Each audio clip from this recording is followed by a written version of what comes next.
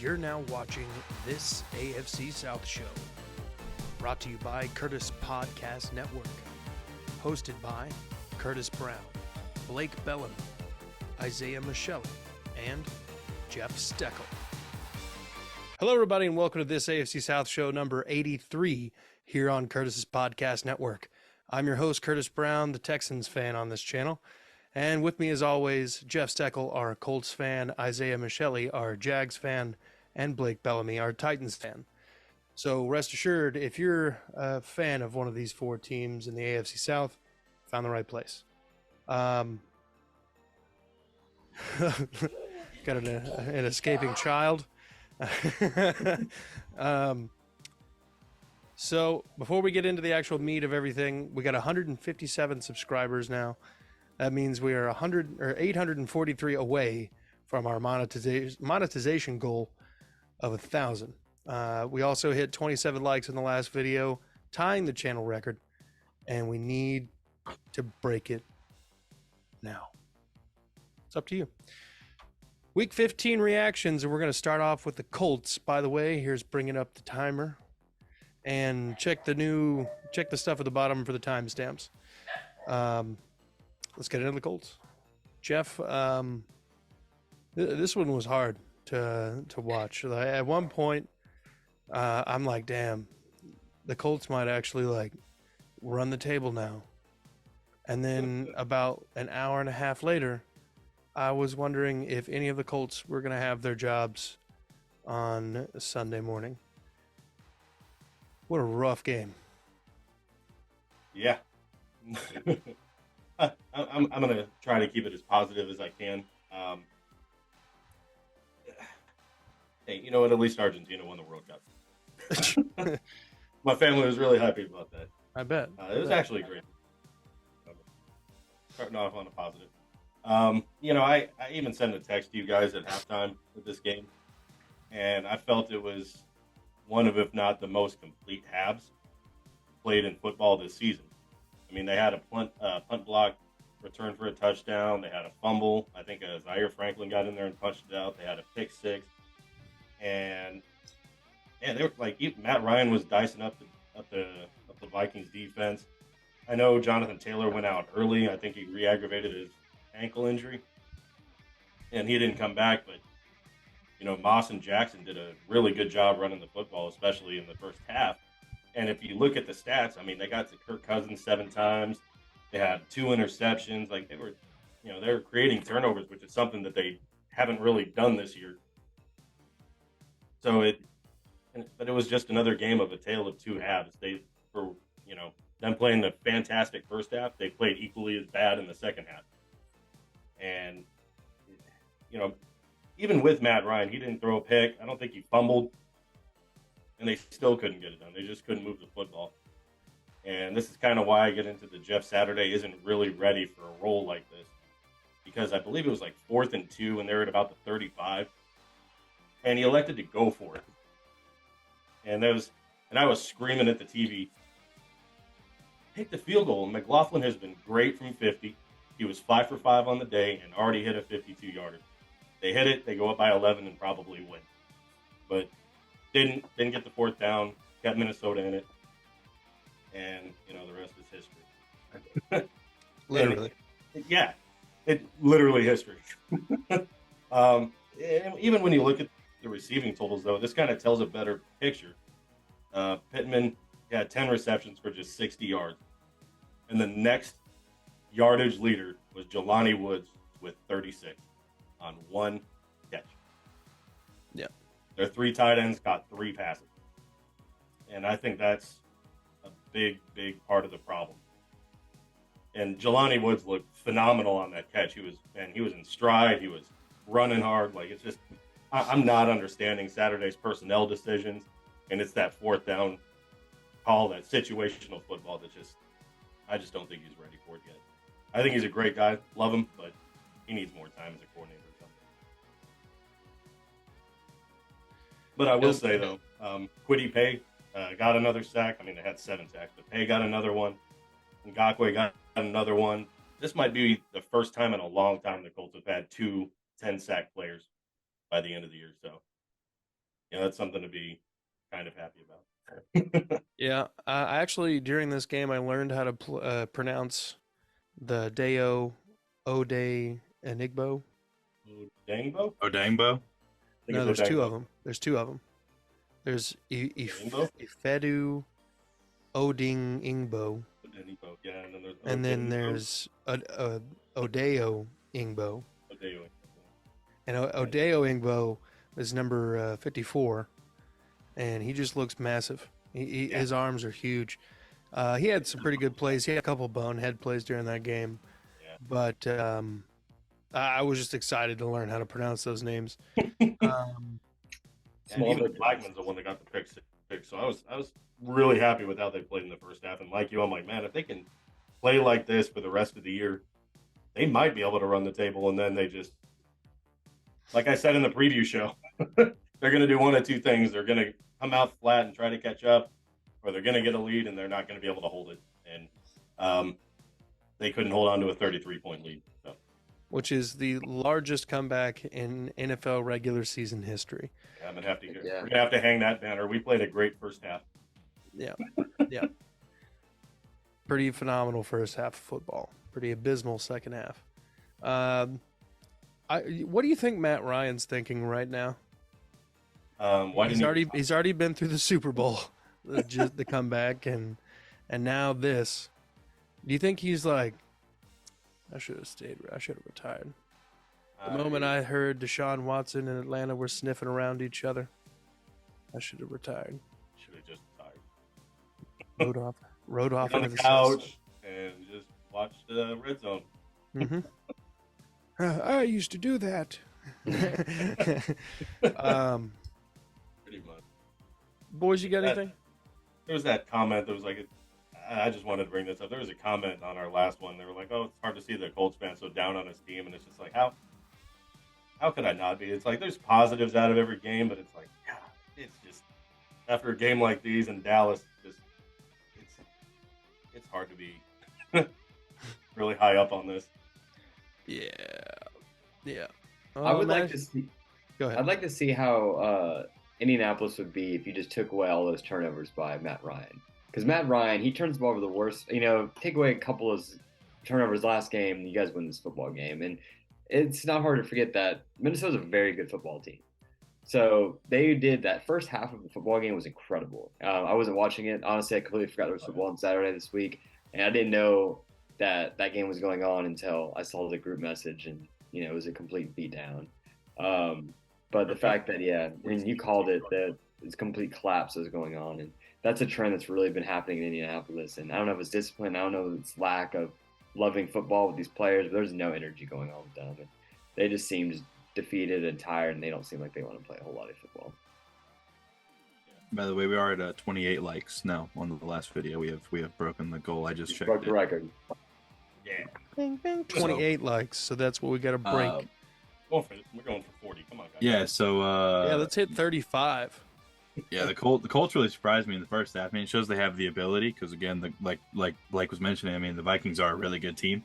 But I mean, to lose in that fashion, I mean, that's insanity. Like two score leads, maybe a 3-score lead, but to be up 33-0, I mean, that's just insane.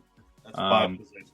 Yeah, I mean that's a lot of coaching. I mean, that's Matt Ryan and his problems. I mean, it's just I don't even know where to really begin with that. I mean, it's just looking forward to the draft and I mean, seeing who you guys can get and potentially get a young guy, hopefully, to come in here and clean that up. But yeah, I mean, it's just at this point in time in the season, I mean, there's no reason to win any more games. You just get it the best pick you can.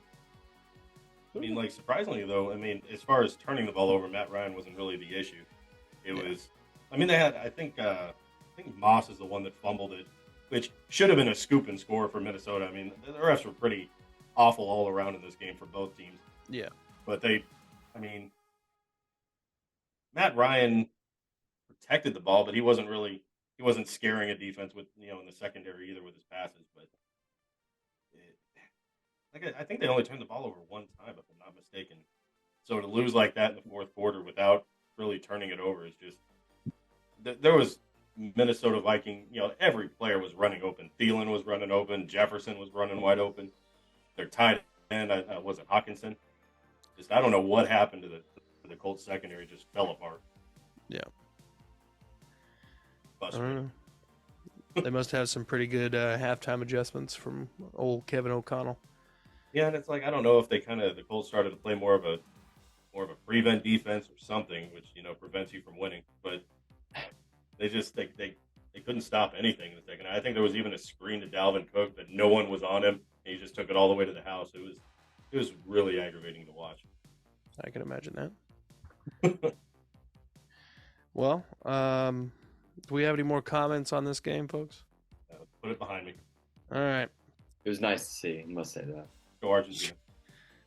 Just to get the history changed, it was kind of nice to They watch took that. the record from Tennessee, so thanks for that. Very welcome. You earned it.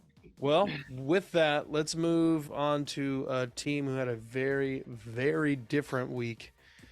That being the Jacksonville Jaguars, who find themselves knocking on the door after a 40-34 victory over the Dallas Cowboys. Was that an overtime? It was an overtime. We kicked it. Overtime. Yep. Drove down the field with 55 seconds left. I think we got a punt from them. We 3-and-out them after we punted to them. Got in field goal range and we took it overtime, and then we actually punted to them 3-and-out in overtime, and then big pick six by Rayshawn Jenkins. What a big game. I feel so bad because honestly, before the season, I was calling for the trade/cut of Rayshawn Jenkins and Shaq Griffin. Don't feel bad about Shaq Griffin, but Rayshawn Jenkins has been a machine this year. Which honestly, surprisingly enough, if you ask who my MVP of the week is, I would say it's Rayshawn Jenkins, not Trevor Lawrence. Trevor Lawrence had a great game, but 18 tackles, two interceptions, 2 passes defended, and a pick six to end the game. I mean, it's a no-brainer. It doesn't get better than that. As safety, getting 18 tackles is unheard of. I mean, that's not something that typically happens. You hope it doesn't happen, but I mean, it worked out. What a big game. Came into this one, I wanted and expected Jacksonville to win, but at the same time, I didn't expect us to win. I definitely, like I mentioned in the preview, it was a game I could see going either way. There were ways for us to win, but I expected the Cowboys to win. But of course, you guys know I always put my Jags up there, no matter who they're playing. Currently, I mean, a healthy Titans team is a different story, but currently, I would say Jacksonville's the best team in the AFC South. Record-wise, not exactly, but with the fire they're catching lately and the slump that Tennessee's in due to missing more and more players, it's becoming more of a reality that Jacksonville could be in the postseason this year, surprisingly. Again, am I 100% sold that it's going to happen? Not exactly. I think the one thing that's going for us here is the fact that Tennessee comes to us for the last week of the season. But this Cowboys game, man, I mean, Trevor Lawrence, again, just another week of him just taking the team and putting them on his back. 4 touchdowns, 1 interception, his first since week 8. 318 yards, I believe. I'm pulling it up right now. 27 for 42. I mean, what a game. ETN's been super quiet the past couple weeks. He had a pretty good game today, besides the fumble. Again, that's something we got to work on with him. That's another week where he's had an early game fumble that's put us down by 2 scores. By a score early. But 19 yards, 103, or 19 carries, 103 yards out of ETN. Agnew had 3 carries for 52. I mean, Agnew also had 2 for 12 on catches. I mean, putting the ball in his hand, the Cowboys didn't know what to do with him. Big play, Zay, 3 touchdowns today. Zay Jones has already had, I think 3 weeks ago, he broke his career high in a season for receiving yards, and he's just continuing to put up numbers. That long one with him and Trevor on the broken play, I mean, Zay Jones just burnt Kelvin Joseph and then caught the ball and was there. It was just, what a great game out of him. Marvin Jones had a touchdown. I mean, he's good for one every other week or so. He's got sure hands in the red zone. But I mean, yeah, it was a big day. We got after Dak a little bit. I think we had 3 sacks, 7 QB hits, or 7 TFL, sorry. 8 QB hits, 5 passes defended. Jacksonville continues. The number I was talking about last weekend was 76 passes defended, which is most in the NFL. We are now up to 81, which I don't know if that's still the most in the NFL. I don't know if anybody passed us, but I mean, this defense has been, yards kind of tell a lie, but they've been really good this year. Aluakin continued his trend, 14 tackles. I mean, it was just a big game for us. The Cowboys came in and Dak Prescott gave it away. That early pick was just a terrible throw, trying to make too much happen, backed up to the goal line. And then, the last one I'm not going to put on him, but, their second half offense really stalled, especially in the fourth quarter. Trevor Lawrence picked us up, and now we're looking at one game back on Tennessee, and we're now improving up to, we're 6-8 and making a push. We'll see what happens. There's a Nashville radio sports talk guy named Ron Slay. He used to play at the University of Tennessee. He's on 104.5 The Zone. And in the offseason, he predicted that the Jacksonville Jaguars would be finishing second or better in the division.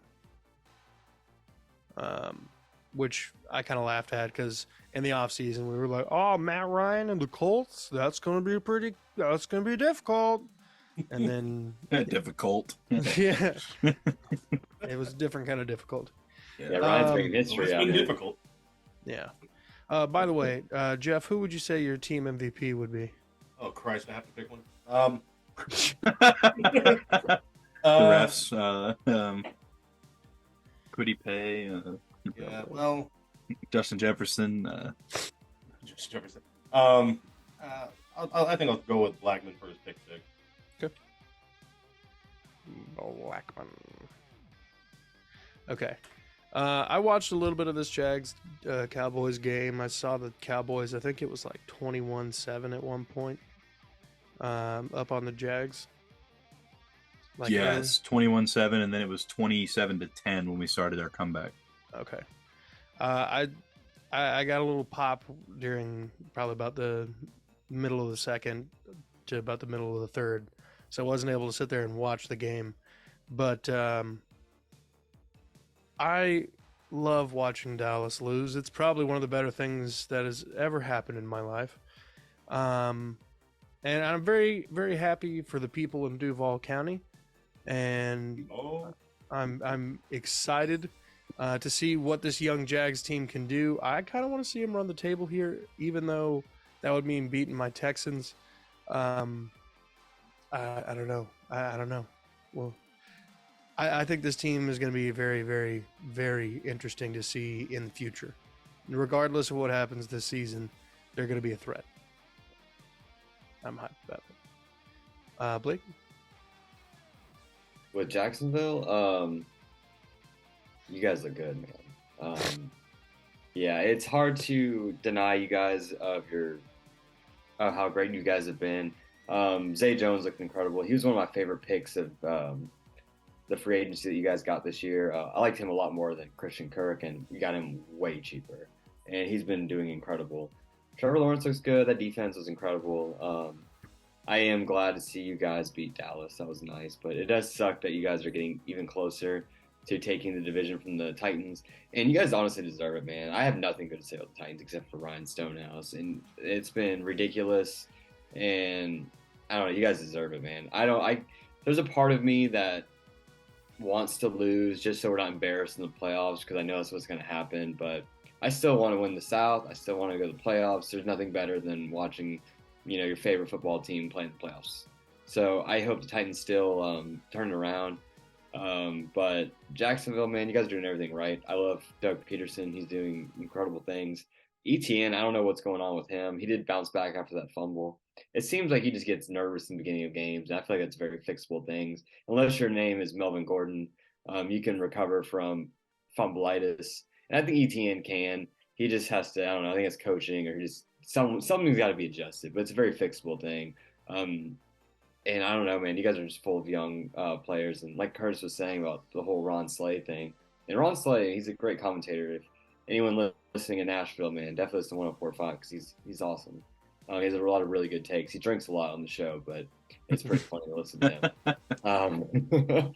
But yeah, Jacksonville, man, you guys have a really bright future. Even if, obviously your record's not that great, but you guys have been turning it around. And playoffs are all about momentums. If you guys can sneak in the playoffs, then it'd be hard to bet against you guys. You guys have a lot of fight in you, and everyone's really rallying behind Trevor Lawrence and Doug Peterson. So it's nice to see that your team just really honestly making a whole 180 from last year's disaster. Yeah. Yep. I didn't realize, but Christian Kirk is at 966 for yards. Nice. And Zay Jones is at 764. And like everybody's biggest knock on Kirk was he's never even reached 1,000 yards before. And yeah, we still have what 3 games. 3 games left. Yeah, so I mean, we'll see. They might and both. I was Who watching knows? this game. I watched the end of it in Nashville at a bar before the Titans game started, and I must say all the Titans fans were cheering the Jags on because everyone yeah. hates Dallas. Everyone hates Dallas. Yeah. Something we all can agree on. I told my roommate I expected a written apology on my bed when I got home. He was talking so much shit.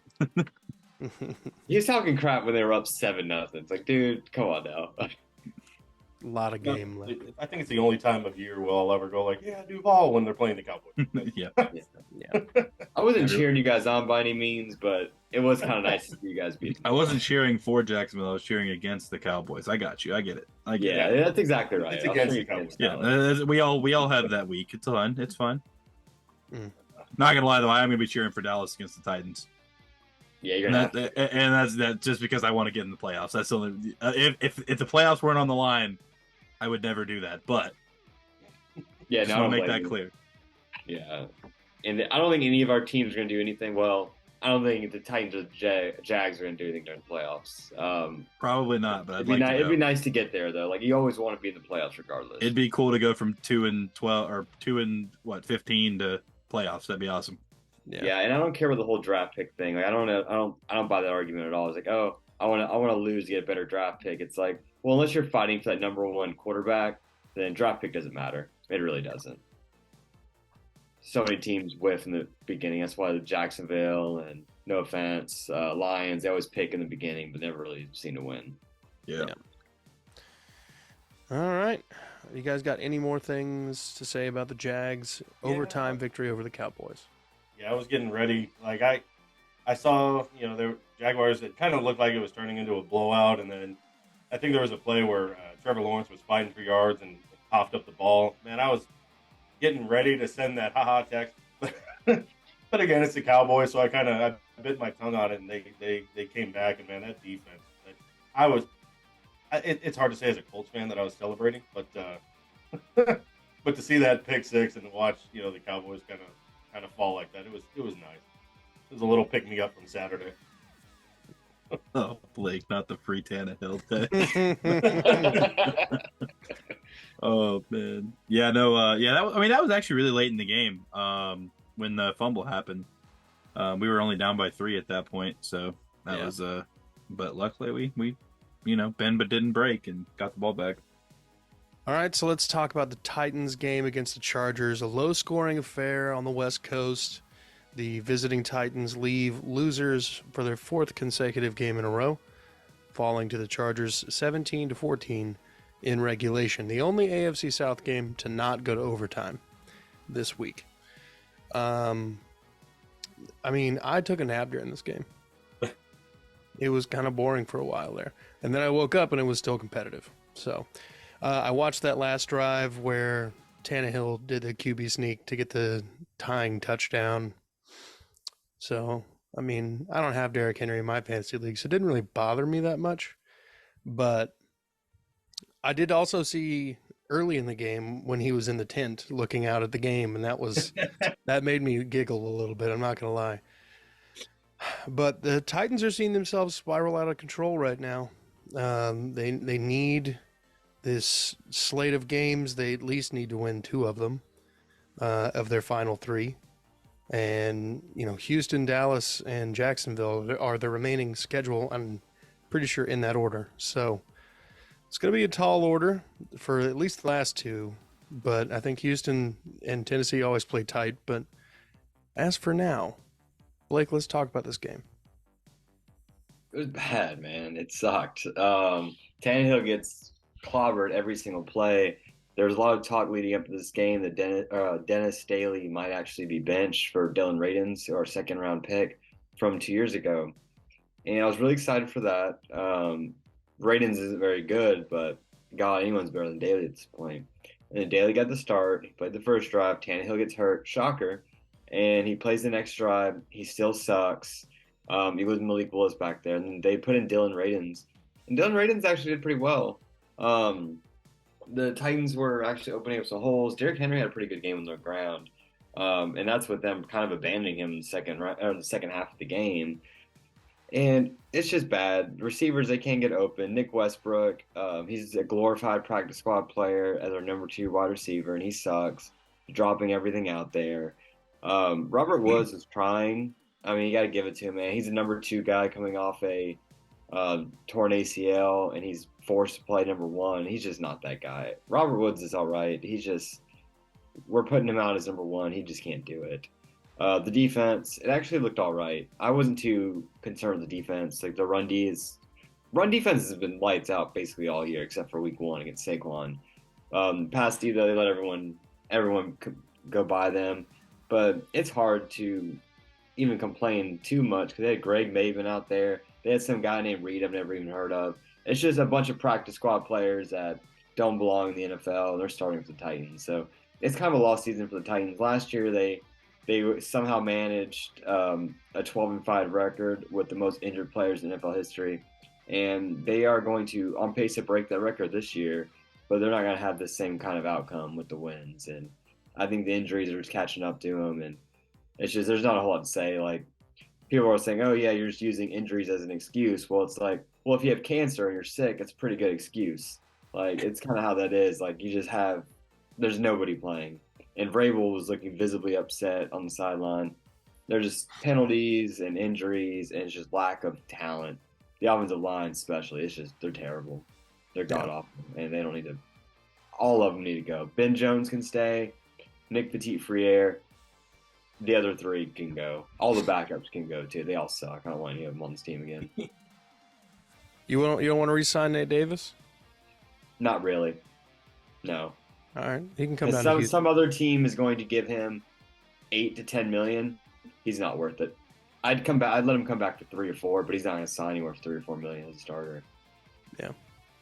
So no, I would 3 or 4 million. If he doesn't want that, then he can walk. I could replace him. Basically anyone can replace him. He's okay, but he's not worth 10 million. There's too many holes in this team. Okay. Derrick Henry gets over 100 yards and a touchdown this week. I know it wasn't 2 touchdowns like Jeff would have liked, but they got the 1, and he had a pretty solid day receiving. 4 catches, 59 yards, led the team, tied the team in the receptions category, led the team in yards, and a long at 37. Pretty productive day for 22.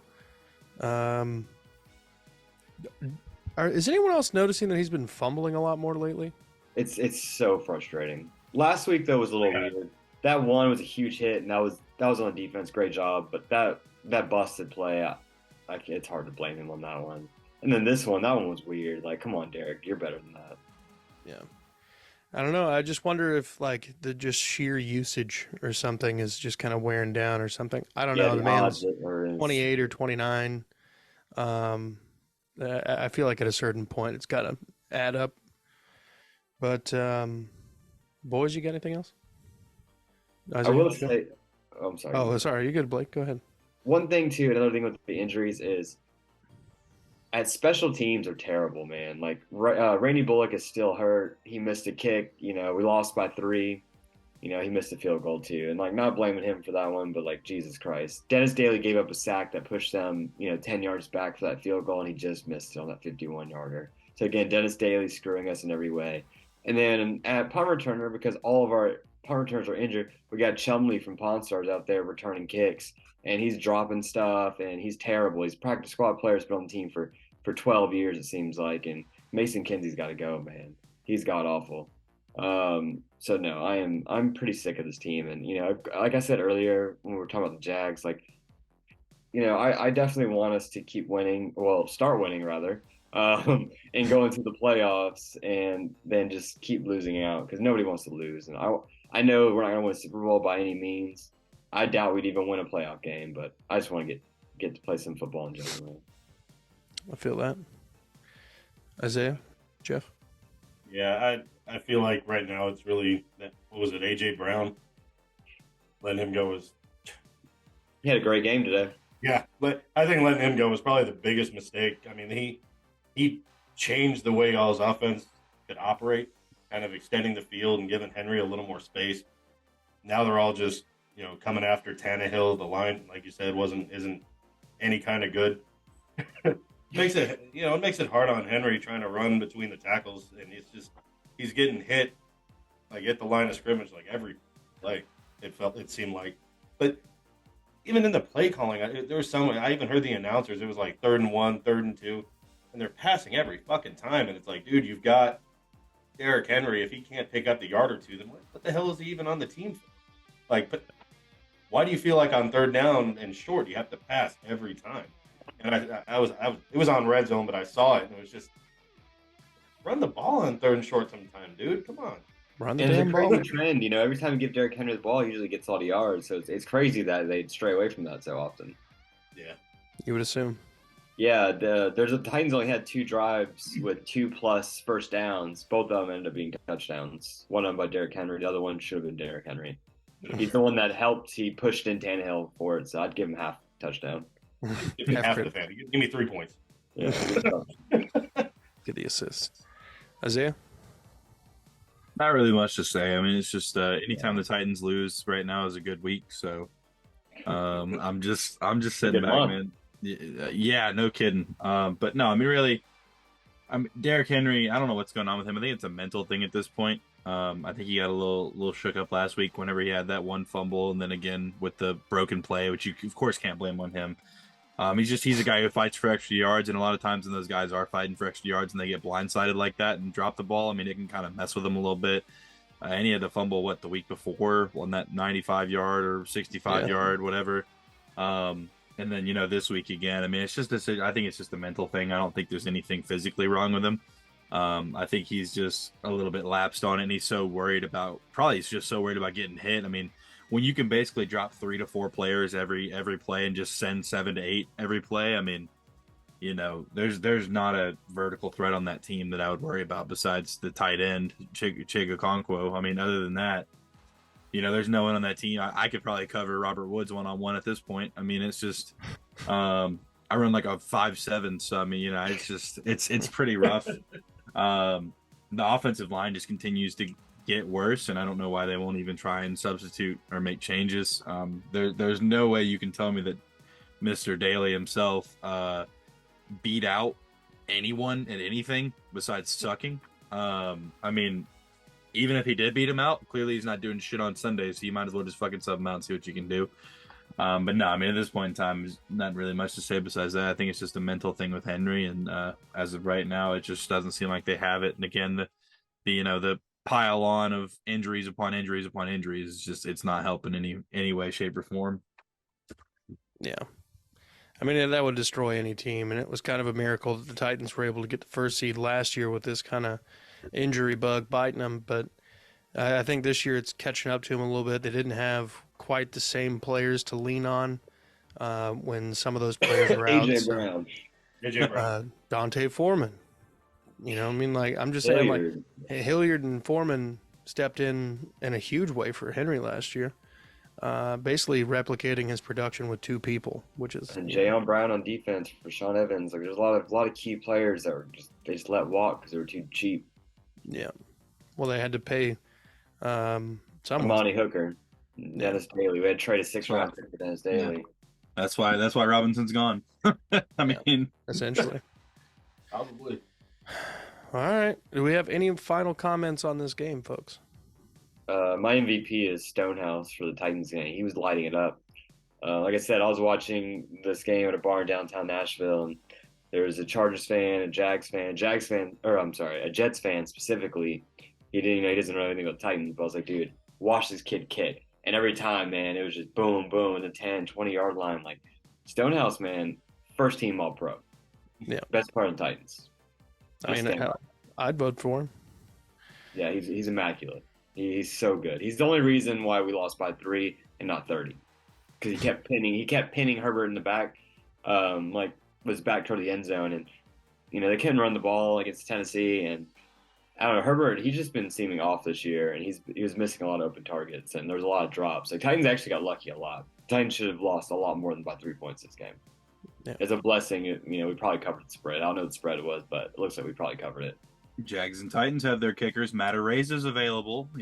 Texans, Colts. No, actually, he was actually acquitted on all charges. Was he really? Yep. Interesting. I still probably wouldn't want that on my team, though. Yeah, but I mean, that dude's a fucking missile leg, dog. Like, he is, yeah. I mean, Deshaun Watson got a contract. Why can't he? Yeah, look how that's working out. Watson's he's winning though. Yeah, I don't think it's because of him though. Nick Chubb is winning. Well, not even Nick Chubb. He's been the defense is winning. The defense is winning. That is mostly what's happening. Stefanski's a good coach too. That's true. Let's move to the final game of Week 15 in the AFC South. The Kansas City Chiefs traveled to Houston and left with a W in overtime, 30-24, in a game that basically all of us assumed that the Chiefs would win. I'm pretty sure we assumed that the game would be a broader, spread there, but the Texans came out and they played pretty good football for, again, basically the entire game. They had a chance in overtime. They made them punt on their first possession of overtime. Houston gets the ball. Davis Mills scrambles out of the pocket, tries to gain a couple yards, doesn't tuck the ball away, gets the ball knocked forward like 8 yards, and Willie Gay comes up with it. The very next play, Jerick McKinnon, 26 yards into the end zone to wrap the game up. It wasn't necessarily that we were giving anybody fits, because the Chiefs could do anything that they wanted to. It was the offense was able to move the ball effectively. Royce Freeman, who was a practice squad activation this week, 11 carries, 51 yards, a long of 11. So that's a 4.6 average. You're going to take that every time. Davis Mills had his first NFL game with two passing touchdowns and a rushing touchdown in the same game. Is that you and is that young you and Urban again? Yeah, I've just got me and Herbs chilling. He's gonna be in every video now. Me and Herbs. This makes 2 games where Davis Mills was not sacked. They did get Jeff Driscoll one time for 4 yards, but honestly, this is one of those respectable games that the Texans lost against a very, very superior team that, for all intents and purposes, should have blown this team out of the water. But I think this is where people are missing everything about what Lovie Smith and the staff bring to the table. They didn't have Kenyon Green, their first-round draft pick, at guard. They didn't have their starting 2 corners. They didn't have their starting 2 wide receivers. They didn't have one of the reserve defensive linemen who's had a lot of playing time this week or recently. So, I mean, they had some really key contributors miss this game, and they were still able to keep up and threaten the Chiefs throughout this game. So I think this is a mark of the coaching staff and the players finally getting it all on the same page and working together. Christian Harris had his best game of the season, 14 tackles, 3 tackles for loss, a QB hit. He was everywhere. I'm excited for this young man. Jalen Petrie continues his impressive campaign, 13 more tackles. And then Tremont Smith, who's been starting a lot in place of Nelson and Stingley over the past 2 weeks, is responsible for 3 or 4 turnovers. That's huge. That's the reason we've been in games the last couple weeks. We've been able to put points on the board because of those turnovers. And that's what's kept us in these things, because our offensive output is still minimal. But over the last 2 weeks, we've tied for our second highest point total in the season and are tied for our first highest point total in the season. We're just able to capitalize on what the defense is setting us up with, and we're able to give these teams an actual scare. But with that, I'll open it up to you boys. Anybody? this is a promising game for you guys. Like I was watching Red Zone, and there's actually a pretty decent amount of highlights from this game because it seemed like there's a lot of scoring going on, and your offensive line was getting a lot of push, which I was super jealous of because for obvious reasons. And you guys look good, man. I definitely think you guys should definitely keep your head coach. I know you've been advocating for that, and a lot of people have been saying get rid of him, but Lovey's been doing his thing, and this team, it looks like they really want to fight, and they're going out there, and it's all about energy, and they've been killing it. So this doesn't look like a team that's been giving up. Yeah, they have one win, but like, dude, this is a pretty good one-win team. And honestly, the way the Titans have been playing, I don't want to play you guys. I think you guys are going to beat the Titans. It was really good seeing you guys play very well against a team that's potentially going to win Super Bowl. Because there's a lot of fight in you guys. There's a lot of good matchups. I love your defensive backs. People are getting open. And this whole 2-quarterback thing is kind of weird, but hey, it's working. And that was also without, like you said, Kenyon Green and Damian Pierce. And you guys have a fair amount of injuries too, but Houston, they're looking all right. They're looking all right. At least, brighter days are ahead. And I'm excited about those brighter days, especially if Nate Davis ends up walking. Houston should just nab that man up. Yeah. Anybody's better than AJ Can. Yeah, he'd probably fit good. I'm just so tired of Nate Davis. I wouldn't be shocked if he comes back, but if it's like giving him like $15 million, there's no chance of that. Yeah. And that's probably someone's going to overpay for him. We're about to have Jacksonville type of like cap money. So yeah.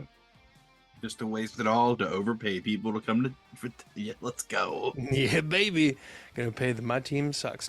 I mean, the good thing is sales tax or no income tax. And we're one cut away from we're one Shaq Griffin cut away from being in the positive next year. So as soon as we roll over to the next fiscal year, we can cut him with like basically zero penalty. Gone. Yeah. Yeah. Jeff, you got anything? Yeah, I was earlier. I was looking at the overall team stats, and I just looking at that. I can't even explain how the Texans even forced it into overtime. Like Kansas City outgained them by almost 300 total yards, almost 200 passing yards. Double the rushing yards. Yards per play was almost double. I just don't understand how it was even as close as it was. But Texans had fight in a lot of games this year, especially against opponents that you would consider to be a lot better than them, which is most teams. But but it's just looking down the stat line, it's like this game shouldn't have been close at all. So it looked like a lot of bending, not breaking kind of thing, and they did. I think kind of got a couple of fumbles like you were talking about on turnovers. So it's bend didn't break and then just kept it close. I was impressed that it went to overtime. So, that's something to really kind of hang your hat on for next season and improve on. Yep. And I think down the stretch here with every single game is division games for the Texans. That's the only type of game that we've won or been like extremely close to winning consistently. So I actually think, with the exception of maybe the Jags, I think the Texans could actually beat both the Colts and the Titans. And I think the Jags are just too hot right now. But, I hope so. Crazier things have happened.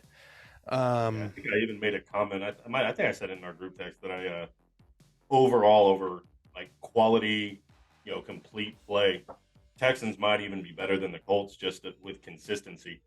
Like they just. So I'm giving that kind of as not really a slight to the Texans, but more of a compliment that people record wise, y'all are worse, but the way that the Colts have been playing and the way that you guys have been,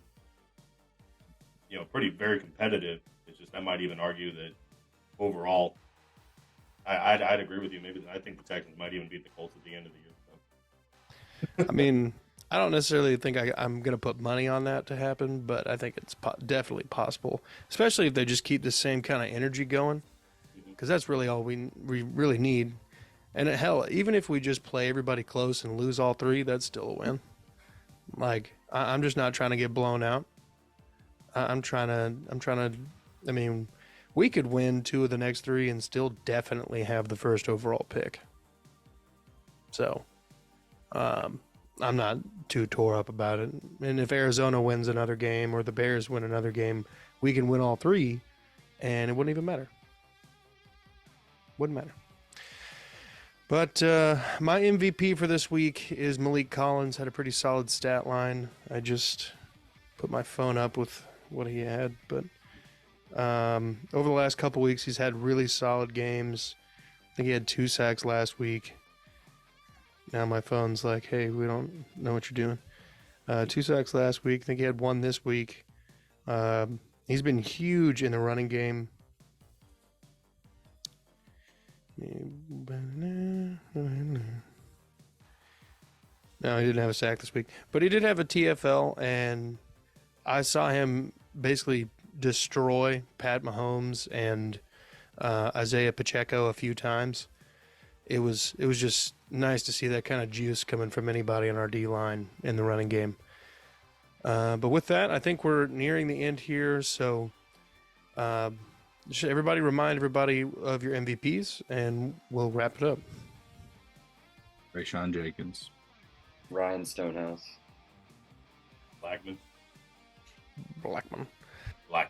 Malik Collins.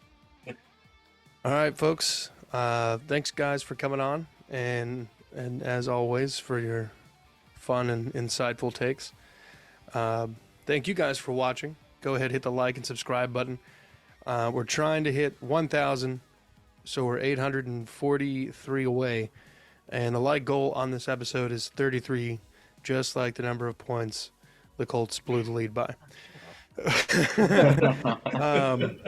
You don't know how many fake accounts I'm gonna make. Just no.